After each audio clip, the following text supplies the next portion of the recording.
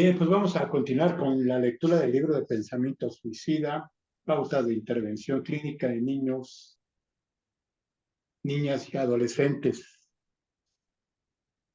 En esta ocasión estamos leyendo el capítulo número 2, Conductas asociadas al suicidio en niños y niñas, el subtema de prevención, que es la página 31.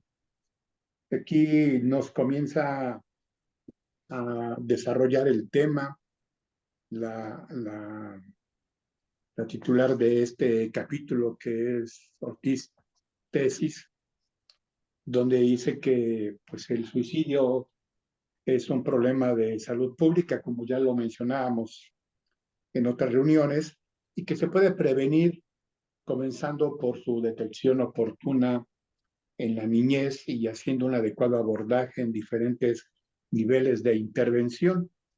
Y para ello, pues hay que identificar y entender que el suicidio es un continuum, es un proceso, es un andamiaje en donde tanto en los menores como en los adultos inicia con la ideación y se convierte en el deseo de ya no estar, de estar muerto, y que este proceso avanza hacia una planificación, una planeación y luego el intento suicida mediante los métodos y las circunstancias que ya hemos señalado.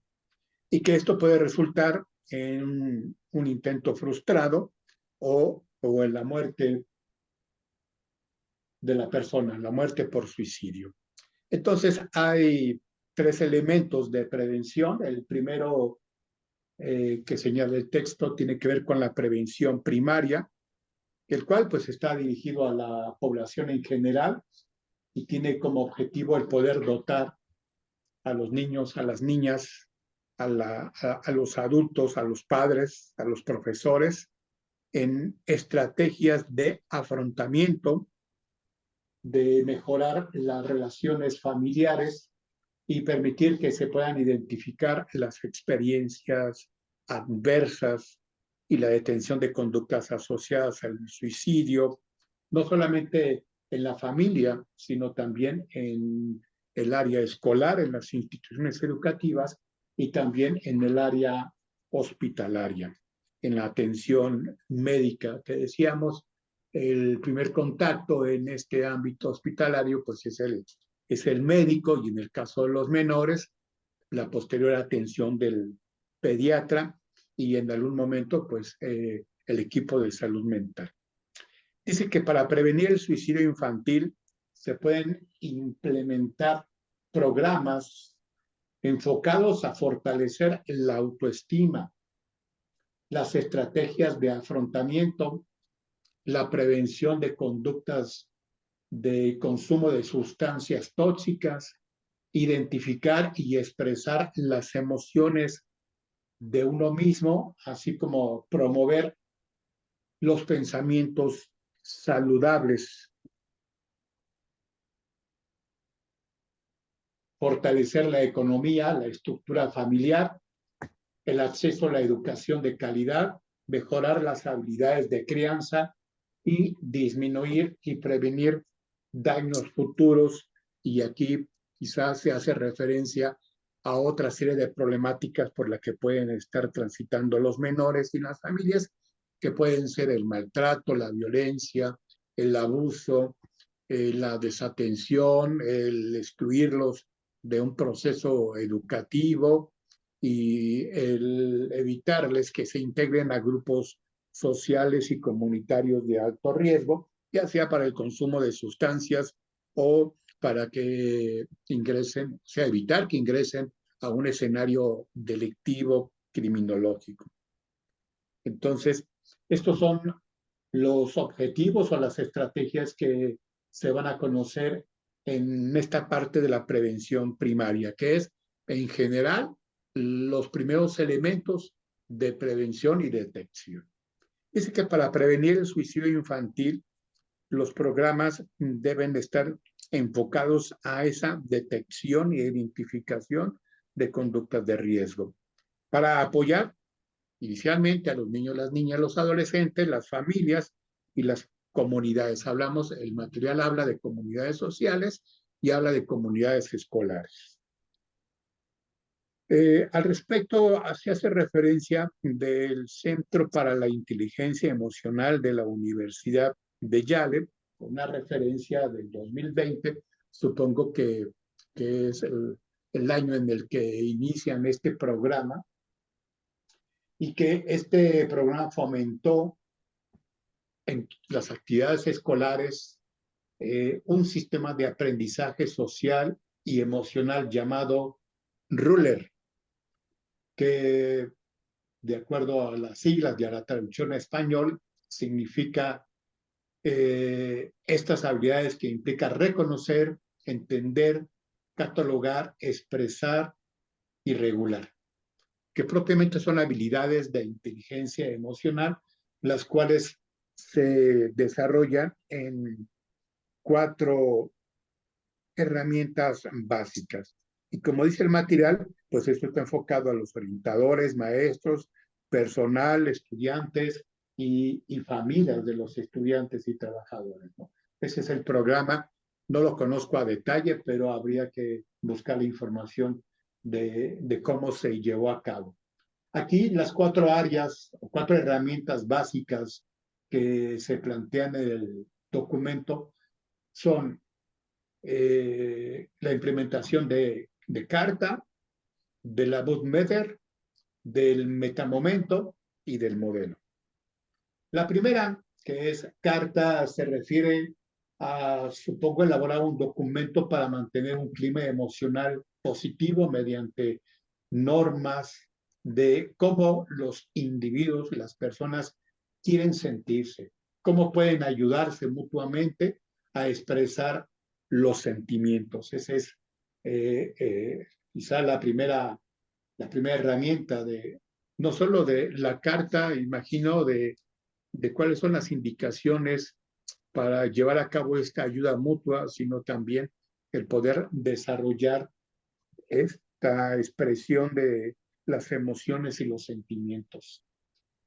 Moodmeder, que está enfocada a mejorar la conciencia social y personal mediante el desarrollo de un vocabulario de emociones y estrategias reguladoras que le va a permitir a las personas dar conciencia de lo que está sintiendo, de cómo puede darse a sí mismo contención, regulación emocional, y esto es a partir de la identificación o del uso de este vocabulario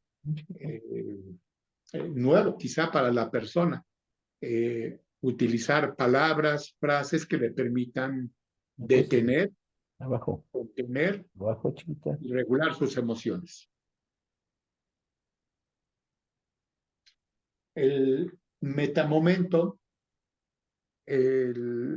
la habilidad o esta herramienta que se llama metamomento, sugiere que hay un proceso para responder a situaciones emocionales con estrategias para dar lo mejor de uno mismo y que promueven las relaciones saludables y el bienestar personal. Algo así como el generar estas herramientas e ideas para un estilo de vida saludable, enfocado, si lo entendemos, como el manejo de las emociones, los sentimientos y los pensamientos que desarrollamos cotidianamente. Y en el caso de, yo muevo el documento de arriba abajo, pero pues yo lo veo y creo que ustedes también lo puedan ver, ¿verdad? Ok. Sí, sí se ve muy bien. Ok, la herramienta básica 4, la D, que implica elaborar un modelo que apoya el desarrollo de la empatía y las habilidades de resolución de conflictos al servir como guía para reflexionar y restaurar las comunidades afectadas. Creo que todos en algún momento buscamos resolver conflictos y en ocasiones podemos utilizar un esquema de resolución de conflictos de 5 pasos o la estrategia para una comunicación de paz y concertada en función de lo que nosotros tenemos en la interacción social, ya sea en el trabajo, en la escuela o en la misma familia. ¿Alguien quiere comentar algo hasta este momento? Estamos pasando al contenido de la página 33. Pero a lo visto les relaciona lo que ustedes han hecho o lo que consideran que sí es prudente llevar a cabo. Si me permites, sí, yo creo, fíjate que hace poquito me llegó una paciente era una niña de 7, 8 años, en donde la demanda era, parece que la niña se quiere suicidar. Dice que se quiere morir, que se quiere matar, y un día, al parecer, prendió fuego ahí en su casa, ¿no? En este contexto, y bueno, todo el mundo está alarmado, y me la traen. Esa es la demanda inicial. En realidad, a la hora de explorar, hay un duelo por ahí, como que todavía no está bien trabajado con relación al abuelo. El abuelo es el que fallece. Y entonces la idea, la fantasía es, quiero estar con mi abuelo, quiero ver a mi abuelo. Y entonces es totalmente distinto el decir, hablemos de estas emociones, hablemos de la tristeza, hablemos de que extrañas a tu abuelo, porque el abuelo era el que la llevaba, la traía, y al final, pues sí, ya hay una etapa, unos meses, 2 meses, 3, en donde ya no la lleva ni la trae, pero él era su mundo. Su mamá tiene un trabajo muy importante aquí en Querétaro, y entonces la convivencia es, muy reducida, ¿no? Es mamá soltera, entonces como que el mundo era su papá. Entonces, cuando aquí en esta parte de nombrar las emociones, el sacar las emociones, el trabajar las emociones, nos permitía saber que efectivamente no era una cuestión de ideación suicida, simplemente era una fantasía, la parte de hablar con el abuelo, de estar con el abuelo. ¿Y quién me cuida si no es el abuelo, no? Un poquito como de soledad. Y entonces manifiesta mucho enojo con la mamá, y justamente aquí empezamos a deja que saque eso, porque la mamá es, no seas grosera, no se dice así, no, y entonces le pido que me permita hacer mi trabajo, y entonces intervengo, y bueno, hay mucho enojo, con la mamá, ¿no? Y bueno, sale el enojo con la mamá, con el papá, etcétera. Ya después nos sale otra situación muy interesante, pero de entrada, ahorita la experiencia de trabajo efectivamente con niñas, y bueno, estoy hablando de alguien pequeño realmente, este, esta parte del manejo de las emociones, la relevancia, el cómo lo verbaliza, ajá, y cómo interpretamos esta situación de estar de la mejor manera ante la situación de las pérdidas, eh, porque hay una serie de pérdidas. Una muy fuerte es el papá, el abuelo. Sin embargo, la mamá no convive, no tiene hermanos, no, el papá también casi no convive con ella.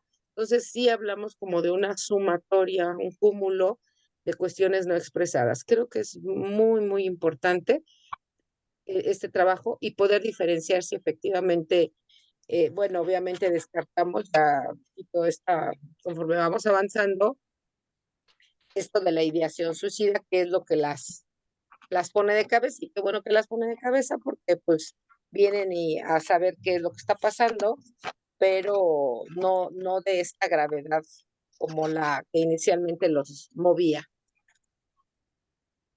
Gracias. Gracias, Cristina.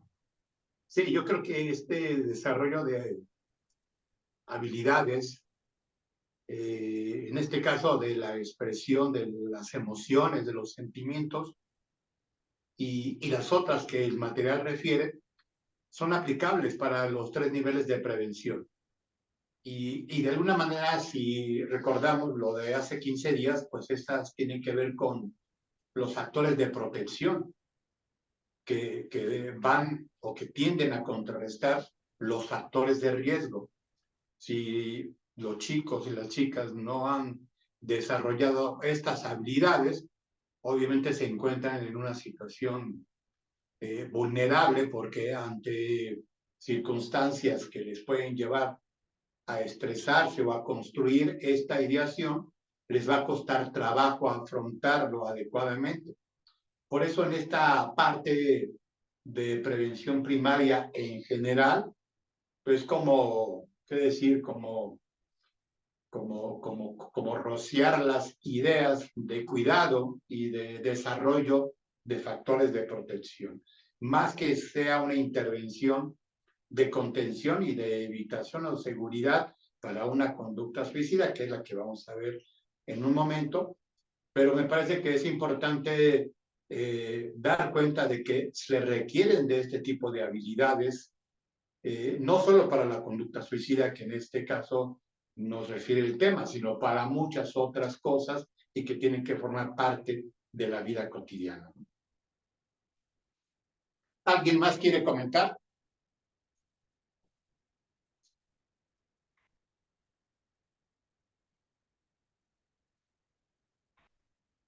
Bueno, el material ya en la página 33 habla que en el espacio hospitalario hay un conjunto de herramientas que se pueden utilizar para la detección de este tipo de conductas.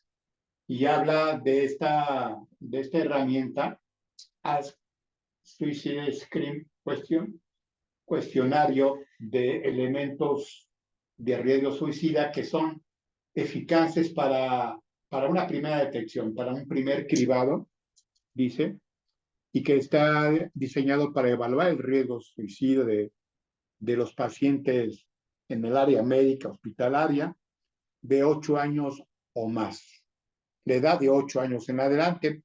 El material hace referencia de que no hay una herramienta propiamente validada para uso de niños menores de 8 años. Y esta que aparece en la pantalla, la que he marcado, pues consiste en 4 preguntas y que se aplican en 20 segundos. Y que de alguna manera nos hace pensar, el material lo refiere, que la atención médica básicamente está enfocada a las quejas o a las inquietudes somáticas, pero que no toma en cuenta pues estos pensamientos, las emociones de riesgo que pueden presentar los menores y que estos se pueden rescatar mediante una exploración, una serie de preguntas más a fondo, pero muchas veces el personal de salud no lo identifica. Dice que este cuestionario lo podemos conocer en la página 151 del libro y que es la herramienta Ask para la detección de riesgo suicida. Es cuestión de preguntarle al paciente, uno, en las últimas semanas ha deseado estar muerto. Si ustedes escuchan a Lorena, le voy a pedir que nos lea el cuestionario aquí presente. En las últimas semanas ha deseado estar muerto. Bueno, aquí es, sí o no. En las últimas semanas ha sentido que usted o su familia estarían mejor si estuviera muerto. Pregunta 3. En la última semana ha estado pensando en suicidarse. Y 4. ¿Alguna vez ha intentado suicidarse? Y aquí básicamente cuando la respuesta pueda ser positiva, de que conteste sí, estaríamos implementando esta estrategia de preguntar qué, cómo, cuándo, dónde, que son las preguntas básicas de interrogatorio, ¿no?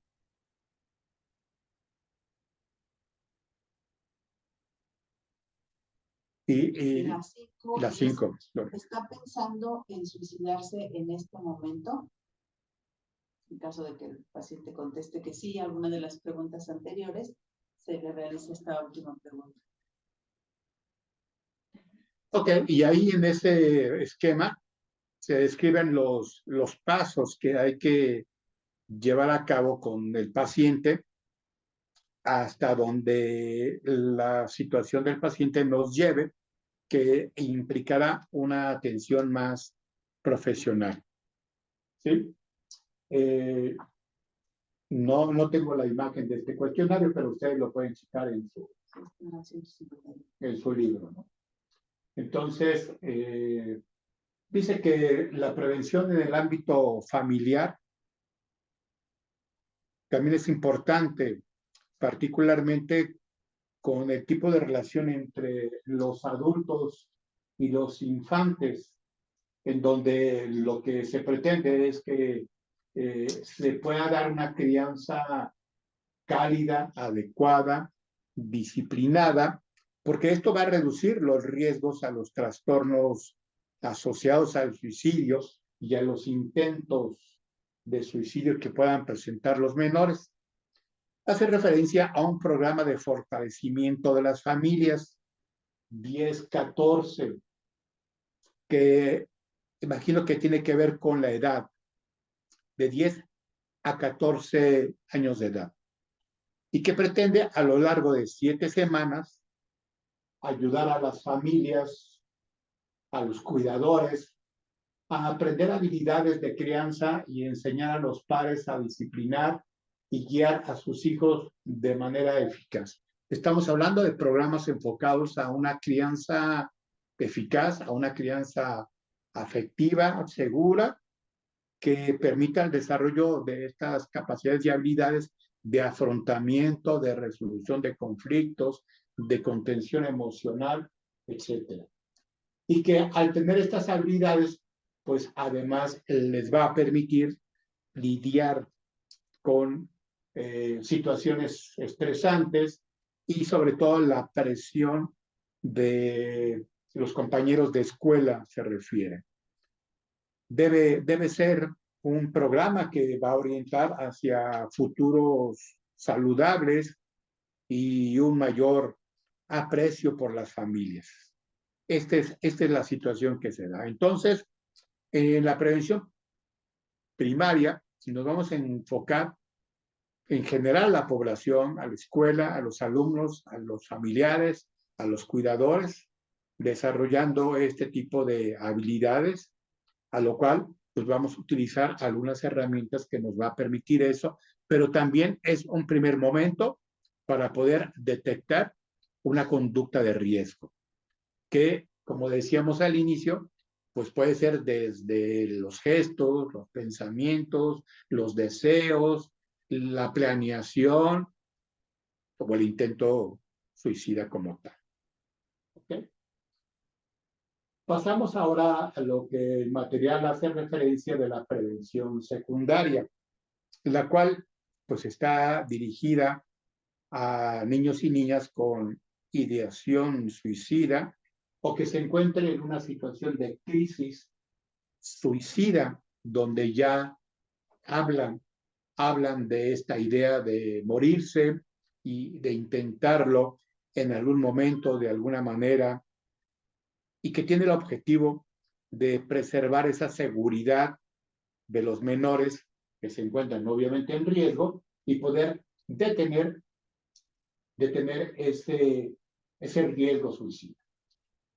Dice que si la herramienta que conocimos hace un momento, ASQ, determina un riesgo, pues debe de aplicarse una breve evaluación de seguridad, que sería un poco más profunda de lo que marca esa herramienta, y cual pues está priorizada para usarse con menores de 10 años en adelante. Señalo estas áreas o estos pasos que se darían en la evaluación, que es, uno, reconocer y felicitar al menor por hablar y por discutir, reflexionar sobre estos pensamientos suicidas. Qué bueno, reforzarles positivamente por lo que nos ha dicho, por lo que ha expresado, porque de pronto entendemos que el hablar de estas conductas, el hablar de los pensamientos, no siempre es fácil. Conlleva una especie de vergüenza, de temor, de incomodidad, porque pues algunos niños y niñas pueden pensar que el hablar de esto les puede generar un regaño, una llamada de atención o un castigo, sobre todo si se encuentran en una dinámica familiar muy autoritaria. Hay que evaluar la frecuencia, si existe algún plan, un poco reforzando la herramienta ASQ, así como también indagar si hay intentos previos, si ya lo ha realizado, intentado o pensado con anterioridad. Suponemos que en el caso de los menores, el tiempo de poder pensar en la conducta suicida es mucho más breve que en el caso de los adultos, que en los adultos la idea de muerte por suicidio la pueden ir construyendo desde semanas o meses atrás.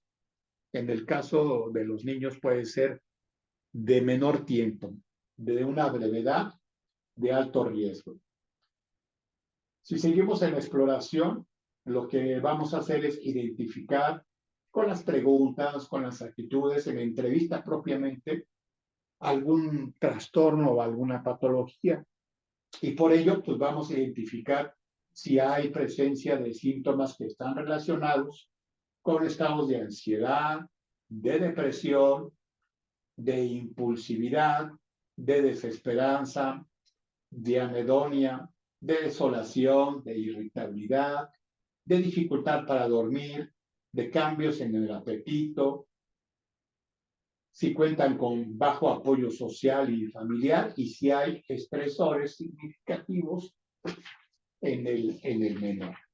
Aquí lo que más podemos identificar, o lo que yo más he identificado en la población infantil que he atendido, pues son esas características de ansiedad, estados de ansiedad, de nerviosismo, además de irritabilidad. Puede haber conductas impulsivas, agresivas.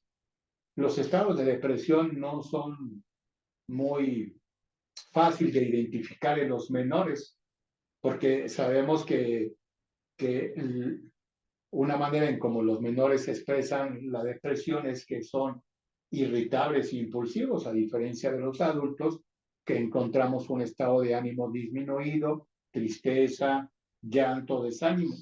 Los niños también pueden presentar tristeza, hay un sentido de desesperanza, porque se ven afectados en su seguridad, en su autoestima, no disfrutan, en el caso de la anedonia, no disfrutan lo que antes hacían de estar en familia, de jugar, de ir a la escuela, y hay este problema para dormir. Muchos menores refieren esta dificultad para dormir. En ocasiones los padres de familia lo relacionan no con una problemática en este escenario, sino por el uso excesivo de los dispositivos electrónicos. Se quejan de que los menores utilizan el celular en la noche, en el momento de dormir. Bueno, a la hora de dormir los han encontrado ahí ocultos en las sábanas, chateando o teniendo búsquedas ahí en el internet, el uso del dispositivo. El no tener hambre, el no comer es una dificultad que también aparece. Y el bajo apoyo social quizá lo podemos identificar con una ausencia de una de las figuras paternas o maternas y la dificultad que va a tener la otra parte de atender al menor, ¿no? Porque pues hay un trabajo que le distrae y que no está al pendiente de lo que está pasando con el menor. Cuando hemos identificado estos elementos de riesgo anteriores, pues lo que tenemos que hacer es apoyarnos en sus familiares, en los padres, en el tutor, en una persona que nos va a servir de apoyo inicial. Generar un plan de seguridad que implica que la persona pueda ser contenida, vigilada, atendida, y de ahí que generalmente cuando ocurre esto en los escenarios familiares o escolares, hay que hacer una derivación a un centro de atención, a un centro de servicios profesionales en salud mental, con el psicólogo, el médico, el psiquiatra, en este caso, en nuestra regionalidad, pues con los servicios institucionales de salud. ¿Por qué? Porque generalmente las instituciones educativas no tienen el recurso profesional, a pesar de los protocolos que deben de seguir para atender este tipo de conductas. Y en el caso de las comunidades, las colonias, pues el acceso no puede no ser sencillo, accesible, y tienen que trasladarse a una institución especializada en salud mental o una institución de salud. En el caso de las instituciones de salud, cuando hay este riesgo evidente del menor, uno puede hacer referencia a el Código 100. El Código 100 implica una conducta de alto riesgo suicida. Puede uno llegar a los servicios de urgencia de la clínica del hospital haciendo esta referencia y hay la obligación de poderlo internar, de poderlo recibir para poderlo valorar.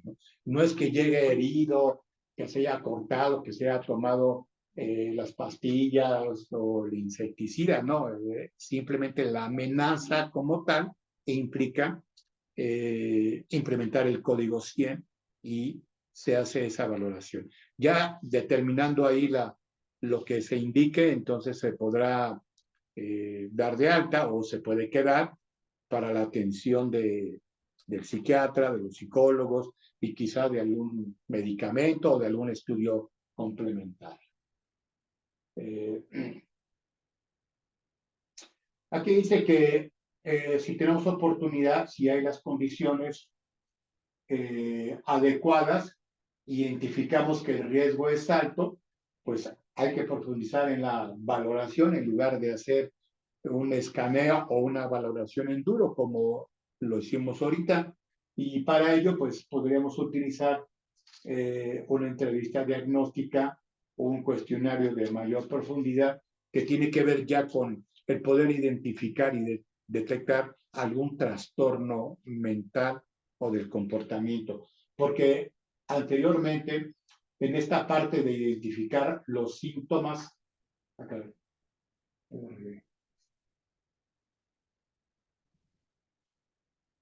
bueno, ¿cómo le hago para ver?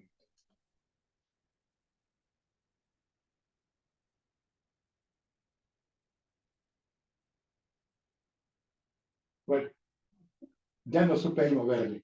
Entonces, hay otros diagnósticos clínicos, hay otros trastornos que forman parte del riesgo suicida. Aquí son los superficiales, pero estamos hablando de trastornos de ansiedad generalizada, quizá el TDAH, alguna otra problemática que tenga que ver con los rasgos de, de esquizofrenia, aunque estos los vamos a encontrar ya a una edad mayor, pero pues algunos síntomas que tienen que ver con estados de psicosis, porque algunos menores pues hablan ya de escuchar voces, de ver personas, imágenes, etcétera, ¿no?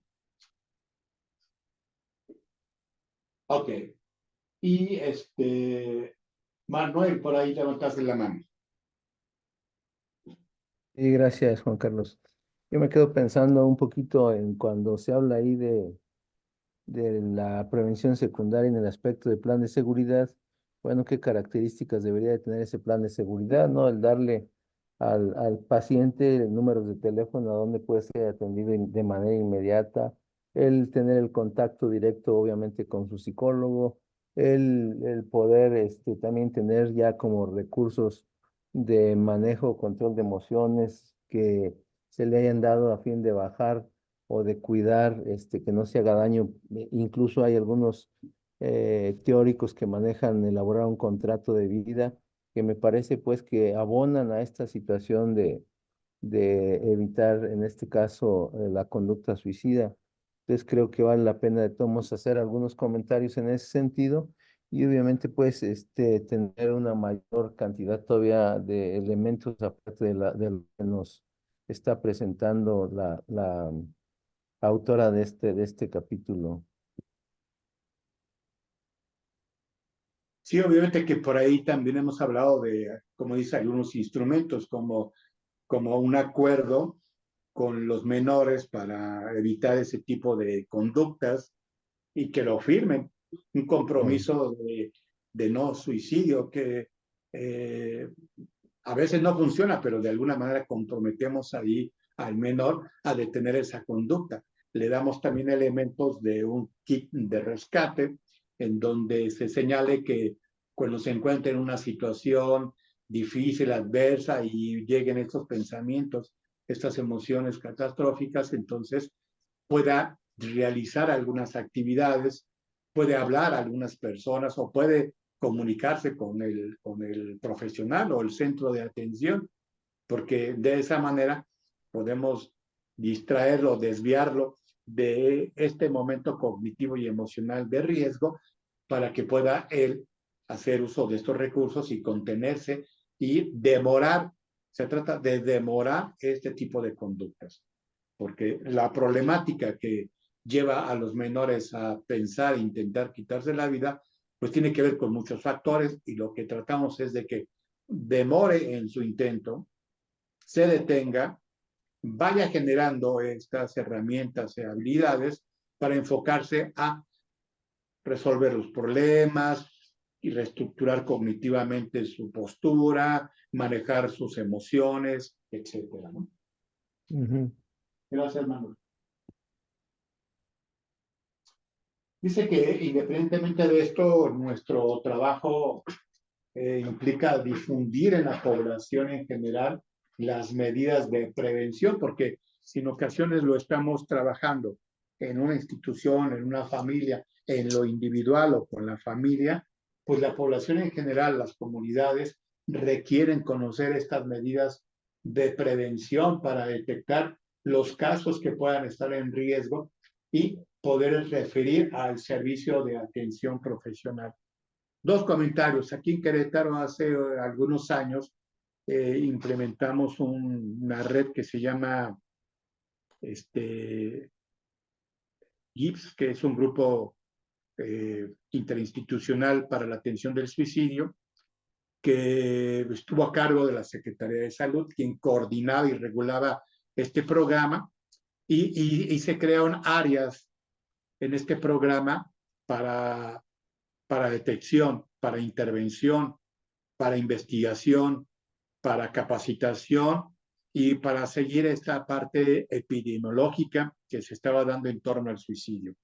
Participaban muchas instituciones, la mayoría estaban en las reuniones con la idea de recibir la atención, ¿no? O de saber a dónde mandar a sus alumnos, a los trabajadores o a los derechohabientes.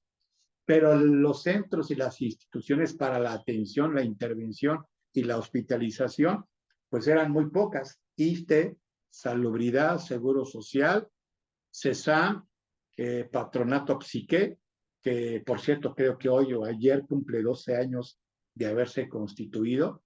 Muchas felicidades al Patronato Psique, que pues tiene programas de salud mental muy importantes y uno de ellos es sobre la atención a conductas suicidas.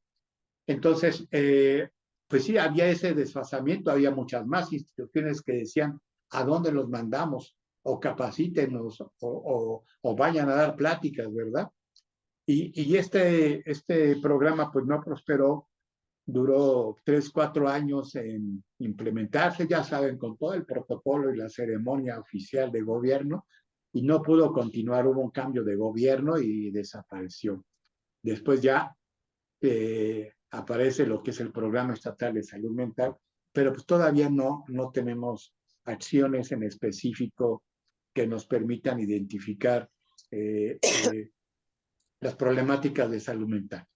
En aquel entonces elaboramos un directorio tratando de identificar quiénes atendían, profesionales independientes, asociaciones, grupos, instituciones, etcétera, Y en ese entonces, igual lo comenté hace unos días y ayer salió una nota en periódico de que en el caso de Querétaro podíamos identificar más de 100 centros o lugares de atención.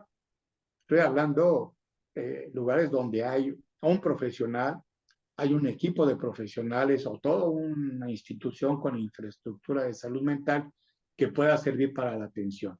Hablo de servicios asistenciales, públicos y privados, de tal manera que bueno, ir con un psicólogo, un terapeuta para este y otros casos en salud mental, pues es muy fácil, es muy accesible. El único problema es que a veces hay que pagar y en otros hay que esperar, porque si son gratuitos, pues tienen mucha demanda, ¿verdad? Pero pues ojalá, y un poco pensando en este grupo de lectura del libro, la idea es que volvamos a retomar este programa de crear Es que volvemos nuevamente a caer en lo mismo, de que es de atención, diario esto. para este tipo de conductas suicidas, no solamente en Querétaro, sino en San Juan del Río. Eh, y ya lo platicaremos más adelante. Veo la mano levantada de Cristina. Sí, efectivamente, Juan Carlos, creo que tienes mucha razón en en esta cuestión de compromisos y que sí depende mucho de de los programas de gobierno del estado, porque de repente sí es importante tener una ruta crítica actualizada, y me digo actualizada por lo menos cada año, ajá, no cada sexenio. Entonces, tener una ruta actualizada de qué hay que hacer ante una situación de estas, ¿no? Porque, bueno, ahora actualmente hay más espacios, no sé, están los programas estos de telefónicos, en donde la gente te escucha y bueno, ahí hay profesionales, ahí hay psicólogos a nivel municipal y estatal. Sin embargo, no todo el mundo conoce esto. Sería importante que los maestros, que son una valiosísima apoyo, tuvieran esta ruta crítica. ¿Qué hago? ¿Qué sigo? ¿No? Por eso la idea de ante esta situación que a veces nos desborda, de verdad es desbordante y no hay gente que, pues sí, yo recuerdo esta situación de y hace años, este intento de organicémonos las instituciones y de repente, y lo digo abiertamente, a mí me dieron la instrucción ya, es más, me prohibieron asistir al tipo a los eventos, y me dijeron, no, no le vamos a entrar porque no hay gente, no nos toca, y abrimos la caja de Pandora, ¿no? Y entonces ya no lo podemos contener. Y tienes razón, justamente lo público hay que esperar y la privado no todo el mundo tiene acceso. Por eso habría que apostarle más a la prevención, que es lo que está diciendo la doctora, ¿no? Hay que apostarle. Y cuando se estaban ahorita en la lectura, estaba yo recordando los programas que creo que son muy atinados, porque yo los estuve trabajando cuando nos tronó pues la bomba acá en Amealco, donde estaban varios suicidios en Amealco, y que seguramente te lo comenté. Entonces, esta parte de la resiliencia, los factores protectores, ¿no? ¿Qué hay que hacer? Verbalizar, escuchar, en caso de que quién te regaña, quién te cuida. Hay un modelo muy, muy interesante que creo que nos puede servir con relación a esto de como el aumentar, el fortalecer los factores protectores que me permite detener esta situación. Repito, esto me catapultó a la experiencia que tuvimos en Amealco. Había una situación suicida, de hecho, me llaman porque se sospechaba que había un acuerdo como de, bueno, ahorita me mato y luego tú y el que sigue y el que sigue, ¿no? No había sido así, eso había una pauta, sin embargo, intervenimos, pero sí tengo que ser honesta, o sea, yo intervine, en ese momento ni les dije a mis jefes de qué se trataba, porque no, ya después, cuando seguimos en esto más, ya no me permitieron entrar. Entonces, esta dificultad en las instituciones donde todo el mundo nos damos cuenta de la problemática, Sin embargo, la falta de recursos, la falta de gente especializada o simplemente el desinterés genuino, pues nos empuja a situaciones más complicadas. Por eso hay que seguirle apostando a la prevención. Gracias. Gracias, Cristina. ¿Quieres comentarnos, Manuel? Y también a mí me parece, bueno, hasta donde yo sé en este momento todavía no existe una ley de salud mental a nivel nacional. Hay solamente algunos estados que tienen una ley de salud mental, obviamente estatal, pero se supone que la directriz pues debe de venir desde la Secretaría de Salud. Y si no hay un eje rector todavía que maneje estas situaciones, pues todavía mucho menos podemos hacer situaciones concretas. También me parece que hay varias o muchas asociaciones ya que trabajan el suicidio, pero no se trabaja de manera interinstitucional, sino que cada quien jalamos para una parte. No sé hasta qué punto, desde este aspecto que estoy manejando, por la federación o intentar generar ya actividades, se habla de la prevención y por supuesto que siempre será lo mejor y lo más barato y lo más oportuno y lo más adecuado, pero sin embargo me parece que en muchas ocasiones se queda solamente como en el intento o en la posibilidad, en la falta de estructura y creo que ahí tendríamos que trabajar mucho, mucho más, ¿no? Hace poco intentábamos hacer algunos protocolos de intervención ante la conducta suicida en algunas escuelas primarias y secundarias y bueno, a veces el mismo sector educativo no está tan de acuerdo.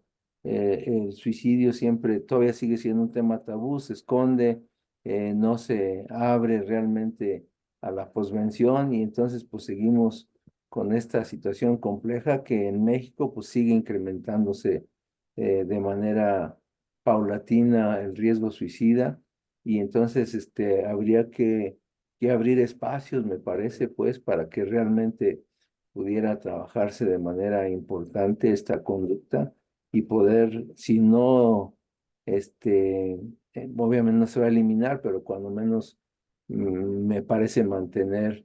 Y aunque México, pues, como hemos visto, no es de los países que más alta tasa tiene, pero sin embargo, sí es de los países que seguimos incrementando esta conducta y habría que ver de qué manera, como tú has dicho, pudiéramos desde esta multifactorial que implica la conducta suicida, desde dónde realmente se podría empezar a hacer cosas diferentes. Porque si seguimos haciendo lo mismo, pues vamos a seguir teniendo el mismo problema. Hasta ahí, gracias.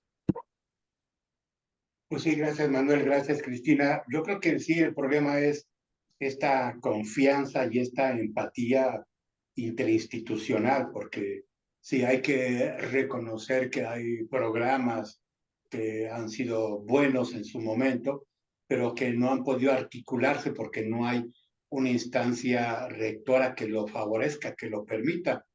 La hay, pero no realiza este trabajo que debe de hacerlo, que lo marca la ley, pero que no lo ha podido hacer, que se refiere a la Secretaría de Salud de federal y en todos los casos. Se han implementado unos programas ahora para la pandemia con la Facultad de Psicología de la UNAM y el Instituto Mexicano de Psiquiatría.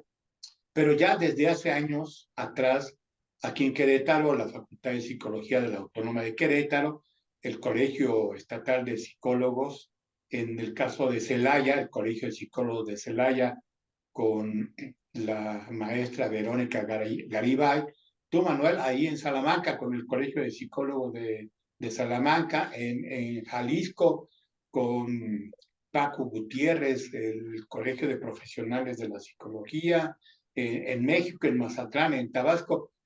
Hay muchos programas que quizá la tarea es conocer cuál ha sido el impacto, la eficiencia, cuáles han sido los retos, las dificultades que se presentaron en su tiempo de implementación del programa y poder entender qué es lo que pasa.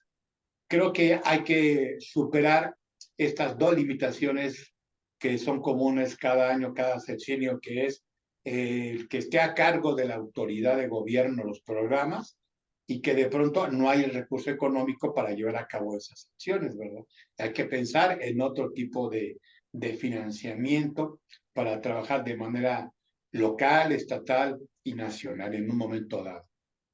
Y bien, continuando la lectura, en la página 34 dice que en ese sentido de lo que ya hemos hablado, la mayoría de los programas de prevención del suicidio están enfocados en la formación del personal escolar y de estudiantes para ser guardianes.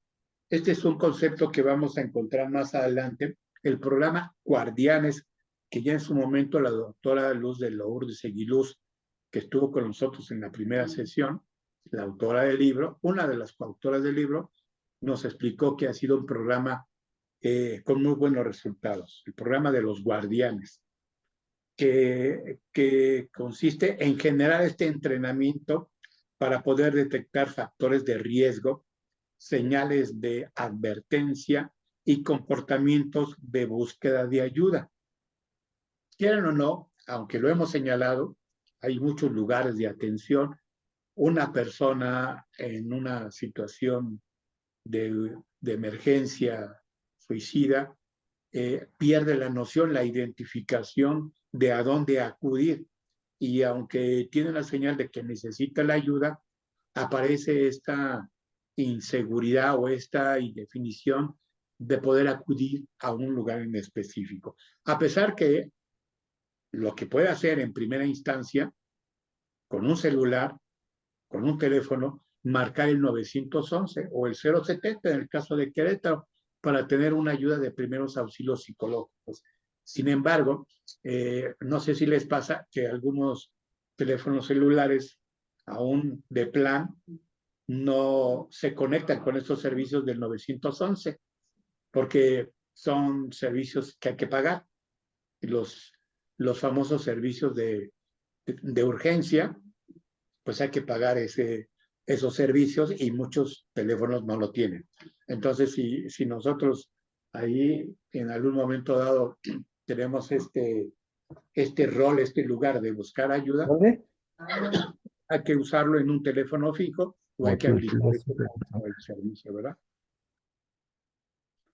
Dice que en caso de que las y los estudiantes se preocupen por sí mismos o por sus compañeros, pueden brindar información sobre los mitos comunes del suicidio, los factores de riesgo y las señales de advertencia y proporcionar estrategias o un enfoque para responder de manera efectiva.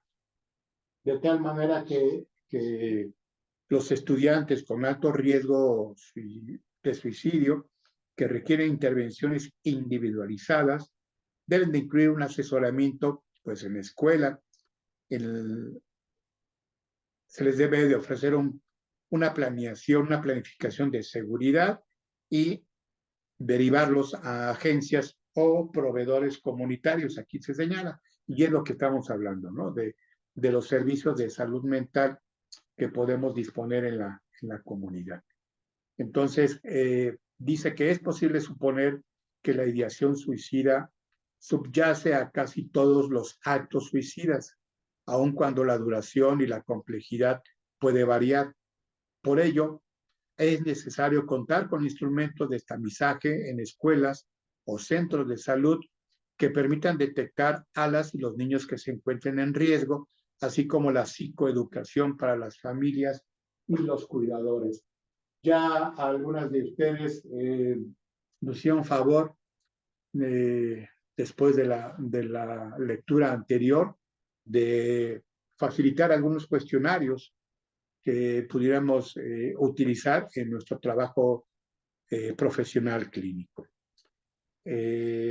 También importante ayudar a prevenir las muertes por suicidio, pues no solo se detectaría a quienes se encuentran en riesgo, sino también habría oportunidad de canalizarlos a servicios de atención psicológica y psiquiátrica. Se habla de diferentes intervenciones psicosociales y en este texto se prioriza el incluir la terapia cognitivo-conductual para los familiares, para los niños, las niñas y los adolescentes, sobre todo cuando esté relacionado con la depresión, en el caso de la depresión en la familia, la depresión en los padres o la depresión en los menores también. Hay una referencia de Espíritu y Esposito en 2006 que refiere que el estrés resultante de un conflicto interpersonal, así como otros sucesos negativos o el empeoramiento de los síntomas psiquiátricos, pueden desencadenar la crisis suicida. Y al intentar procesarla, se puede generar un pensamiento distorsionado y resultar en errores cognitivos, por ejemplo, ideas catastróficas o de personalización, así como visiones negativas de uno mismo y del futuro en el que se encuentra.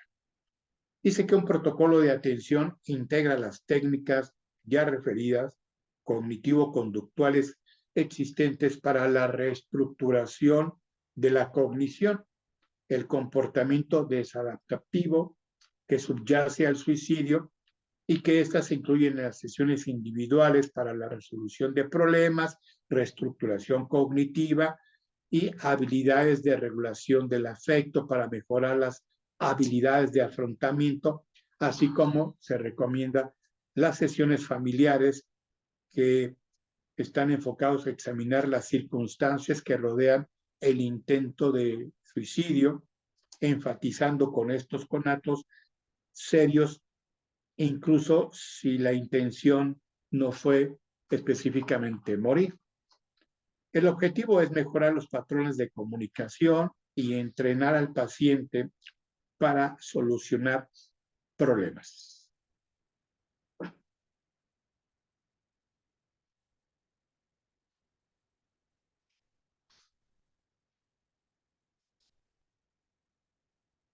En la página 35 habla de estas medidas de posvención que implica los procedimientos, los pasos, lo que tiene que hacer después de que ocurre un suicidio en diferentes escenarios, en la escuela, en la vía pública, en la calle, en la casa o en el lugar de trabajo. Y que el objetivo es proporcionar los recursos necesarios para que los afectados, en este caso los familiares, amistades o personas cercanas, según las estadísticas, se dice que en un suicidio puede haber hasta 5 o 10 personas que resultan afectadas por el evento y que esto permite nuevamente generar estrategias de afrontamiento o de proceso de duelo, así como prevenir contagios o conductas imitativas y identificar las necesidades continuas que se puedan tener en los participantes, en los afectados, en los diferentes escenarios. Es como este contagio de imitación que ya hablábamos en otra ocasión, no es como un contagio de que ocurre y entonces me va a pasar a mí si soy miembro de la familia. Puede ser que en algunos casos hay estas conexiones de que algunas personas imitan y hacen por el conocimiento de una persona que se ha suicidado, familiar, cercano, hasta los abuelos o tíos en otra generación se pueden conocer, o en el caso de las escuelas, los compañeros de grupo escolar pueden presentar algunas características o manifestaciones de ideación o también de intento suicida. No solo por este elemento de identificación, sino porque hay otros elementos que los van a predisponer para ello. Vamos, el contagio o la imitación no es así automática. Pero pues, se puede dar y esto en algún momento las mismas autoridades señalaron de que buscaban que la información que se daba en los medios, en la prensa, no fuera tan evidente, tan amarillista, tan catastrófica, ya saben, la fotografía de la persona colgada o el cuerpo ahí, resultado de un suicidio, porque pues esto puede motivar a que la comunidad, el barrio, pueda generarse una invitación o a las personas que lo ven en el periódico. ¿Ve? En el caso del escenario del estrés postraumático, sabemos que cuando hay un evento que genera este tipo de situaciones de estrés agudo después de un evento de shock, como puede ser un terremoto, temblor, una explosión, estas afectaciones emocionales de estrés, pues no solamente se manifiestan en víctimas directas de la catástrofe, sino también de los rescatistas, de las personas de ayuda, de los paramédicos, del personal de prensa que se encarga de cubrir el evento, de familiares de personas que estuvieron ahí en riesgo de muerte, etcétera. ¿Por qué? Porque hay este contagio que de alguna manera hay que cuidar. Manos levantadas.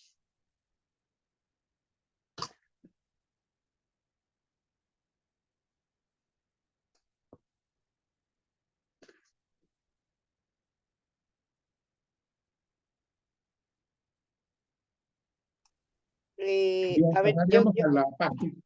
a ver, no, yo sí, es que me quedé pensando en esta parte de, bueno, pues nos queda claro de la prevención, pero pareciera que muchos de nosotros ya hubo la situación, este, y es bien difícil, no sé, ahorita de repente me vino a la mente, me hablan, y me dicen, oye, es que se acaba de suicidar una niña de 10 años, la mamá está muy mal, muy descompuesta. Pues claro, no era para menos, ¿no? Está muy mal. En ese momento, mi pregunta es, dices, ¿tú puedes venir? O sea, tenía 10 minutos que la mamá encontraron el cuerpo de la niña colgada. Pues en ese momento de crisis, de supercrisis, donde todo el mundo le corre, donde todo el mundo está incluso hablándole ahí a la fiscalía y demás, poco puedes hacer en ese momento así de explosión, que está la mamá descompuesta, o sea, está fuera de sí, está totalmente, y bueno, de esos, se oye feo, pero como de palo dado ni Dios lo quita, ¿no? Entonces, pues lo tiene que vivir, lo tiene que estar, hablar, llorar, dolerse, y bueno, pues primero lo primero, ¿no? Atender a la situación y y pensaba yo con cuánto tiempo de lo hablamos, intervenimos, vamos, etcétera. Yo creo que eso es una de las situaciones más complicadas, ¿no? Porque bueno, ya pasó cuando hace 10 minutos, ya pasó hace 2 días, 15 días, un mes. Esta es una de las tareas justamente la intervención a posteriori, ¿no? Y creo que aquí debemos de tener toda la sensibilidad del mundo para poder entender esto y poder cuando sí, cuando tenemos que esperar a que el paciente lo llore, lo verbalice, porque con eso trabajamos. O sea, ¿ustedes qué opinan? Pero a mí me hace ruido. Claro que debemos de intervenir. Ah, caray, ¿qué pasó? Está bien, retiré el documento que estaba utilizando ya, Ah, Cristina. no, pero es que ya se desapareció los demás, ¿o qué? No, aquí estamos. Es que ya vimos los que somos. Aquí estamos, Cristina.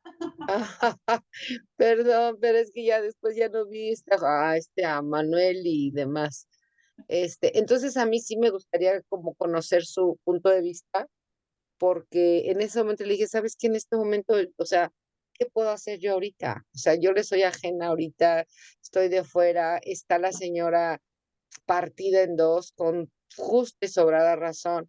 Y ya después me hablan, oye, es que la hermanita le tienen que saber, le tienen que decir, pues sí, pero ¿cómo le van a decir? Y ya medio ahí intervine, pero qué ¿Qué te difícil, ¿no? parece si me permites continuar Sí, con esta parte del material que no, tendrá mucho que ver con lo que tú señalas? ajá, Y y bueno, sé que hay interés en saber cómo hacer ese tipo de intervenciones.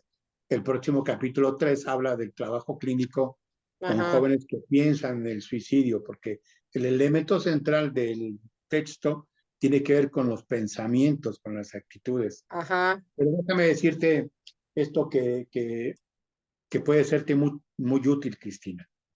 Dice en el texto, ya en la página 36, que de acuerdo a la Fundación Estadounidense para la Prevención del Suicidio y el Centro de Recursos para la Prevención del Suicidio, las escuelas deben tratar los decesos de estudiantes de la misma manera, siguiendo una serie de pasos. Responder a una situación de crisis, ayudar a los estudiantes a afrontarlo, trabajar con la comunidad estudiantil y con las redes de comunicación, conmemorar al estudiante fallecido, informar a la comunidad apropiadamente, prevenir el contagio, identificar y trabajar de la mano con apoyos externos, así como implementar un plan de prevención del suicidio en el caso de la escuela. Quizá no sea muy diferente lo que podamos hacer en una escuela que lo que podamos hacer en un hogar o en un lugar de trabajo. Diferente lo que podemos hacer en un hospital, ¿no? Dice que las metas de la prevención, de la posvención, perdón, las metas de la posvención sería ayudar a los sobrevivientes o supervivientes, algunos autores manejan este concepto, a lidiar con este evento traumático y el dolor actual que están presentando. ¿Qué quiere decir? Que nuestra escucha y la motivación para que expresen sus emociones y su pensar implica reducir la intensidad de las reacciones emocionales, mentales, físicas y de comportamiento ante la crisis, estabilizar a las personas y restaurar el orden y la rutina que se tiene, y volver al funcionamiento anterior de la crisis. La contención o la crisis que se está viviendo, aquí hay los pasos y la estrategia para intervenir, contener, disminuir y que la persona pueda pues adaptarse, habituarse y tratar de estar en la situación anterior del evento. Que esto puede llevar una intervención en el lugar de los hechos o puede requerir de más tiempo, porque así se plantea la técnica de intervención en crisis o de primeros auxilios psicológicos, ¿verdad?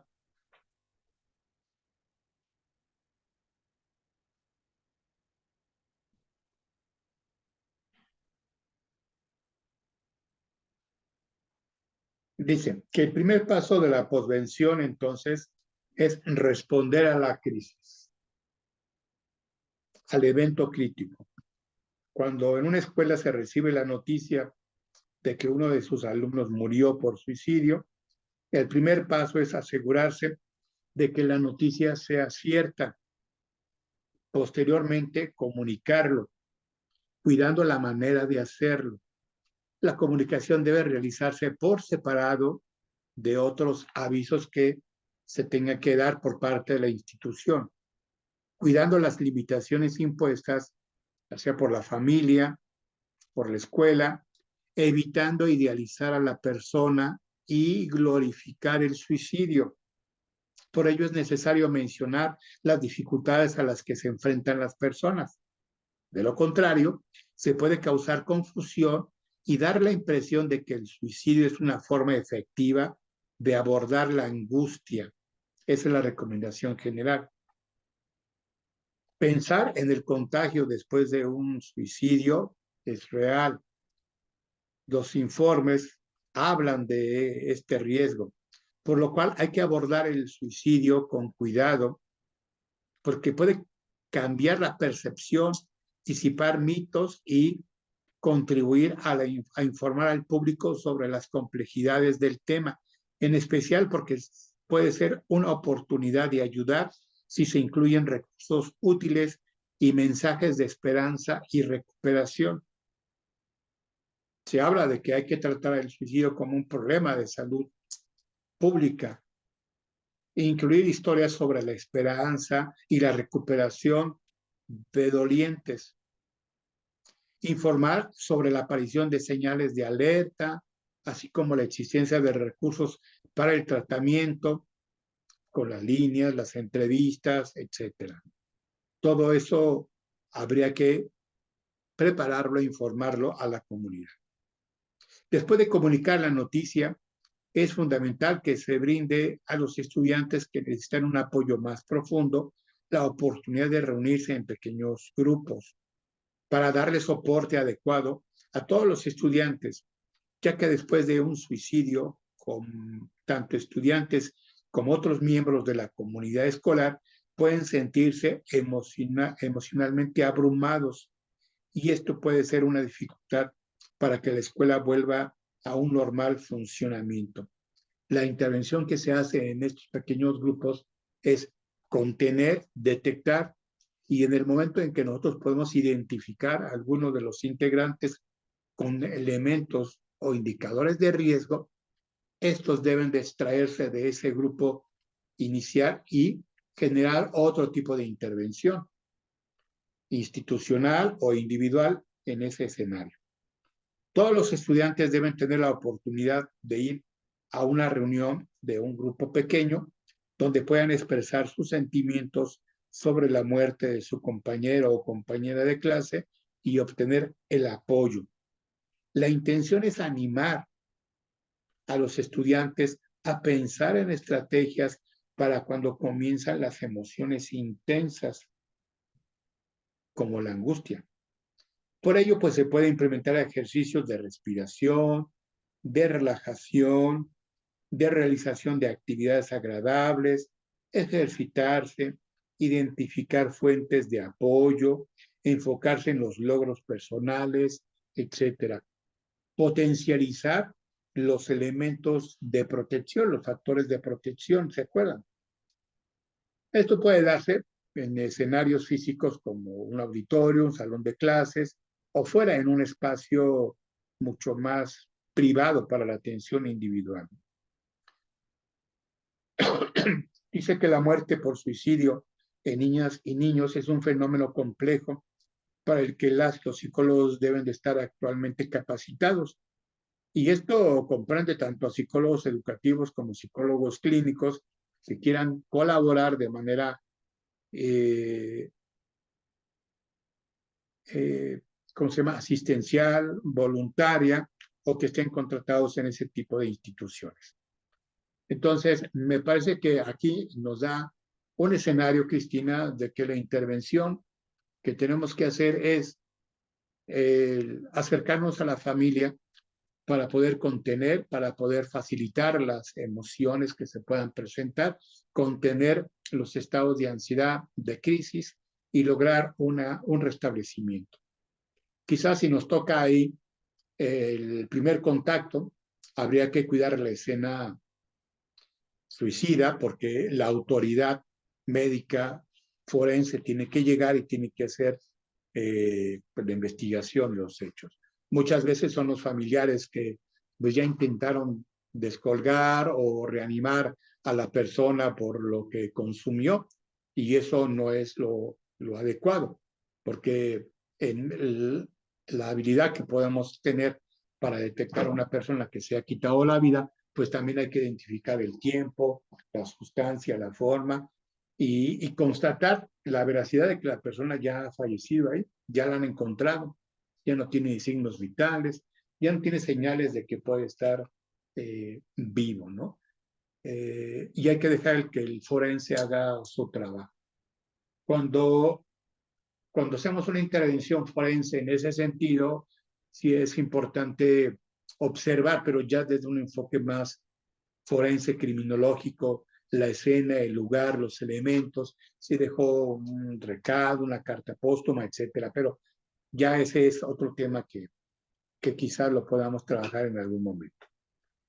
Si no tengo manos arriba, voy a pasar a leer el caso. Manuel. Y gracias, ¿Quieres Carlos. comentar algo antes de iniciar el caso clínico? Sí, si me permites. A mí me gustaría aportar también esta parte en donde en muchas ocasiones estamos dejando de lado el que las gentes puedan gestionar sus emociones, en este caso el duelo. Cristinita hablaba ahorita de qué hacer, ¿no? Y entonces de repente me parece que el medicar, no sé, a una gente a la que se le acaba de morir en este caso un familiar, y, o psicologizar, voy a utilizar esta palabra, hacemos como dependiente a esa persona de que evitarle a veces ese dolor por el duelo, en este caso del suicidio, que es un duelo complicado, muy complicado, y entonces el hecho de que no puedan trabajar realmente su duelo, me parece que lo complejiza más. Entonces sí tendríamos que, desde mi punto de vista, tener cuidado en ese sentido, ¿no? Que realmente los llevemos a que trabajen su dolor, a que trabajen su duelo. Y además decía no medicarlo tampoco, porque si no lo mantenemos sedado, y entonces me parece que cuesta más trabajo posteriormente trabajar con ellos en ese sentido. Gracias. Y sobre todo porque esto lo conocemos de parte de los familiares que lo que buscan es medicar para que pueda dormir, para sedar a la persona, pero sabemos que posterior a esto pues hay una serie de rituales y de procesos que se llevan a cabo. Ya en el caso de la urgencia, los familiares, pues ellos deciden, ¿verdad? Porque el paciente muchas veces no puede, no tiene en ese momento la capacidad para decidir. Bien, rápidamente voy a leer el caso clínico que el material trae ya en la página 38. En general dice, es una niña de 10 años, estudiante de 5º año de primaria, con clase socioeconómica baja. Es la última de 3 hijas y vive con su tía y su prima. A petición de la tía misma, dado los problemas y discusiones que constantemente tenía la niña con sus hermanas y madre, quien llegó a violentar a la niña físicamente. Por eso está con la tía y con la prima. Se ha separado de la madre y las hermanas. Ella presenta un rezago académico y dificultad para socializar. Prefiere sentirse triste constantemente, sin ganas de estudiar ni de realizar los pasatiempos que antes hacía, como bailar, cantar, sacar a pasear a su perro. Comenta que todo el tiempo se siente con sueño y que no le da hambre. Además comenta que suele pensar que su familia estaría mejor sin ella. Todo a partir del fallecimiento de su padre hace 2 meses. En el caso de la intervención, la tía es la que presenta a la paciente, es la que lleva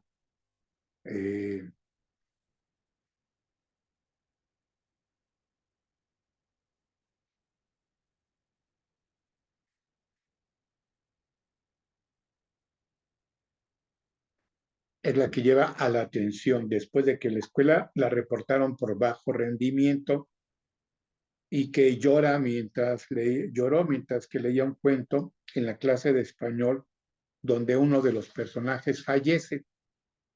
La tía comenta que el padre de la niña falleció hace poco y se muestra preocupada por los pensamientos que constantemente refiere acerca de que su familia estaría mejor sin ella.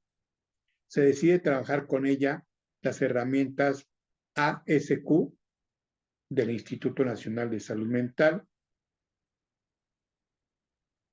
para identificar la presencia de conductas asociadas al suicidio. Y posteriormente el plan de seguridad breve evaluado de seguridad en caso de suicidio, BSSA, que se utiliza en caso de que él o la paciente puntúe positivo para riesgo de suicidio. Se elaboró la versión traducida al español de esta última herramienta para este libro, que está en el anexo número 2 de este libro, la cual se ubica en la página 153. En el libro, al final, la página 153 habla de un plan de seguridad en donde se marcan los signos de alarma, las estrategias internas de afrontamiento y el paso 3, que son las personas o escenarios sociales para proveer la ayuda, la atención. El paso 4, las personas a quienes puede pedir ayuda. Y el paso 5, los profesionales o centros de atención. ¿Ok? Ese es el plan de seguridad. ¿Qué hacer? ¿A dónde ir? ¿Con quién? Para contener este intento suicida que se puede dar en un menor. Dice que dichas herramientas están diseñadas para pacientes de 8 años o más, por lo que es viable aplicarla a esta niña que tiene 10 años. ¿Sí?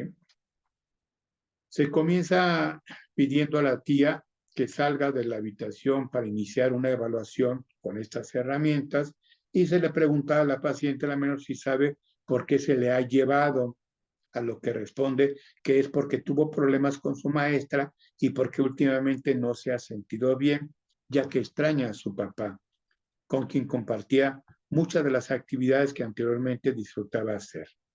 Comenta que desde que su papá no está, toda su familia discute y la regañan, por lo que ella solo quisiera no estar aquí. Y se le pregunta y se le explica que se le harán unas preguntas a las cuales deberá responder sí o no, y eso tiene que ver con los cuestionarios de la evaluación.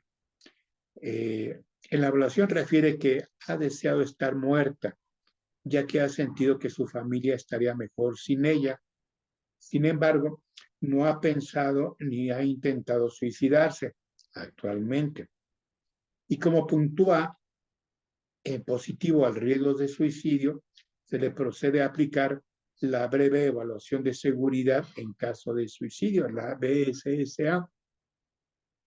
Y como lo señalamos, se elogia a la niña por hablar acerca de sus pensamientos, se le revisa la frecuencia de los mismos, los pensamientos en las últimas semanas, qué, cómo, cuándo, y que si estos pensamientos se refieren a la vez que la regañan, o que su mamá y sus hermanas o su tía pelean entre ellas, que se cuestiona la frecuencia de los conflictos, que responde que es frecuentemente y que qué ha pasado en escuelas sobre la conducta, los reportes, qué hace o sucede los fines de semana, toda vez que, recuerden, la niña está con la tía y la prima y fuera de la casa donde quedó su mamá y sus hermanas. Al preguntar si tiene un plan, comenta que no, pero que se ha preguntado qué sucedería si cruza la calle sin mirar hacia ambos lados. Se procede a preguntarle si alguna vez se ha hecho daño, comenta que no, pero que cuando siente miedo empieza a rascarse muy fuerte. Nunca ha recibido tratamiento médico o psiquiátrico con anterioridad. Ya te adelantaste. Estamos al final de la página 39. Después se hace que la evaluación de la sintomatología ha estado presentando estos indicadores. Se reporta entonces que presenta depresión y anedonia, ya que ha dejado de cantar, bailar y de realizar actividades que antes disfrutaba mucho. Ahora solo quiere estar en su cama porque se siente muy triste. Presenta ansiedad porque se ha sentido muy nerviosa cuando no entiende las tareas, las indicaciones durante las clases. Y obviamente que la atención y la concentración pues están disminuidas. Siente desesperanza en algún momento y que no ha podido dormir bien. Se despierta mucho y durante el día solo requiere o quiere dormir. Tiene poca hambre y últimamente casi nunca se termina la comida, lo que provoca que su tía la regañe. Trata de mantenerse alejada de su familia para que no la regañe. Le preocupa mucho pensar en que podía enfermarse porque no la dejarían estar cerca de su mascota.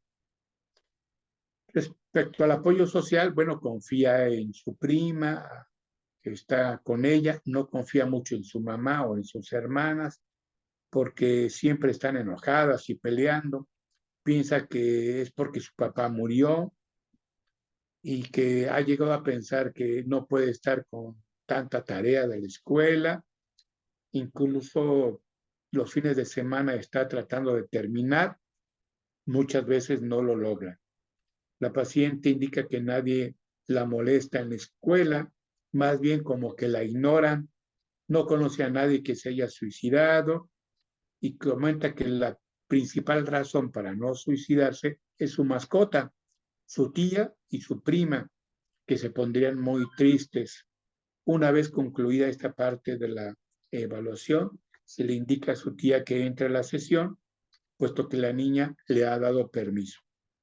Se le pregunta si sabía acerca de que la niña ha pensado que la familia estaría mejor si ella no estuviera y comenta que sí le hace el comentario cuando surge el tema de las discusiones en la familia y cuando deben hablar con su mamá de ella sobre sus calificaciones y tareas de la escuela. La tía siente que sí ha estado muy triste y ansiosa y tiene que insistirle para que coma, que duerma, para que realice las actividades que antes realizaba. Dice que los artículos peligrosos y las sustancias tóxicas están lejos del alcance de la niña, comenta la tía. Los medicamentos están guardados, comenta que su sobrina está a salvo en su casa con ella y con su prima, y de hecho decidió llevársela con ella porque con su mamá no había supervisión de nada. Siente que confía en ella y en su hija. Posteriormente se realiza un plan de seguridad con la niña y con la tía. Se acuerda que le avisará a su tía y a su prima en caso de tener pensamientos suicidas y que también es importante que pueda volver a escuchar música, cantar y bailar, así como dedicar al menos un día a la semana para pasear con su perro. Se le indicaron ejercicios de respiración profunda, diafragmática, respiración muy común en estos casos, cuando se siente nerviosa, inquieta, con dificultad para respirar y con mucho miedo. Se le reiteró la importancia de retirar cualquier objeto principalmente peligroso y la tía comenta que los medicamentos y todo esto están fuera de su alcance. Se decide que la paciente podría beneficiarse de otro servicio de salud mental como psiquiatría, por lo que se hace la nota de interconsulta y se le brinda números de atención de urgencias. Y con esto terminamos el capítulo, con este caso, que me parece que es una primera intervención, aunque ya por ahí vemos que la entrevista se enfocó hacia cierta reestructuración cognitiva, porque estos pensamientos de que que la familia o los demás estarían mejor sin uno, nos enfocaríamos a hacer esta comparación de cómo estaría la familia con ella, sin ella, o qué pasaría si se muere, no se muere, para que la persona pueda tener esta comparación de sus pensamientos y dar cuenta de que pues, no hay una lógica en esos pensamientos de que los demás pueden estar mejor sin ella, ¿no? Bien, terminamos. Si no hay comentarios, pues entonces nos veríamos en 15 días para hablar del capítulo 3. Si hubiese alguien que quisiera darle lectura previa, aunque la lectura es para todos, si alguien quisiera conducir la lectura, los comentarios que tiene este capítulo, pues sería de gran ayuda para mí y no continuar, ¿verdad? Ya me tocará en otra ocasión. Es un capítulo interesante donde de alguna forma nos hablan de esta estructura de las intervenciones que se tienen con los jóvenes. En este caso es un capítulo elaborado por Josué Omar Suárez. ¿Alguien decide en este momento encargarse de la conducción de esta lectura o me lo chuto y le sigo? Lo estás haciendo muy bien. Nosotros te apoyamos. Es que yo ahorita iba a levantar mi manita, pero luego Pero, también estoy a veces como los bomberos aquí que recibo alguna llamada urgente y sí tengo 2, 3 casos con teléfono abierto. Entonces, yo te ayudo, ¿sale? Pero tú, eres el irresponsable.